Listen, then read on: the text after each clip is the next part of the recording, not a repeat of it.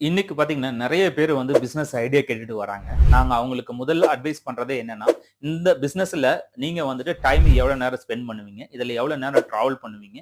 So அது மட்டும் இல்லாம உங்களால இந்த பிசினஸ்ல எவ்வளவு டெடிகேட்டடா இருக்க முடியும்? பிசினஸ்ல எவ்வளவு உங்களால டிராவல் பண்ண முடியும்? சோ அப்படிங்கிறது எல்லாமே அவங்க கிட்ட கேட்போம். சோ முதல்ல நாங்க பாத்தீங்கன்னா பொதுவாவே இன்வெஸ்ட்மென்ட் எவ்வளவு குடுப்பீங்க? எவ்வளவு பண்ணுவீங்கன்னு அவங்க கிட்ட கேட்கறதே இல்ல. உங்களால இந்த டைம்ல நிறைய ஸ்பெண்ட் பண்ண முடியுமா? இந்த பிசினஸ் உங்களால நேசிக்க முடியுமா? அப்படிங்கறத ஒன்னு அனலைஸ் பண்ணிட்டு தான் அவங்களுக்குள்ளான பிசினஸ் ஆப்பர்ச்சுனிட்டி நெக்ஸ்ட் நாங்க கொடுப்போம். இத நிறைய கஸ்டமரை நான் டெவலப் பண்ணி கொடுத்திருக்கேன். தமிழ்நாடு ஃபுல்லா பாத்தீங்கன்னா ஒரு 2000 to 3000 கஸ்டமருக்கு மேல நான் வந்து கிரியேட் பண்ணி கொடுத்திருப்பேன். இன்னைக்கு அவ்வளவு பேர் சக்சஸ் ஆயிருக்காங்க.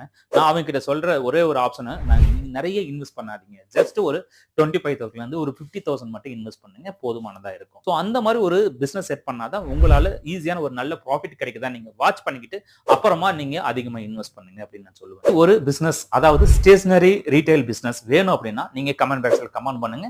உங்களுக்கு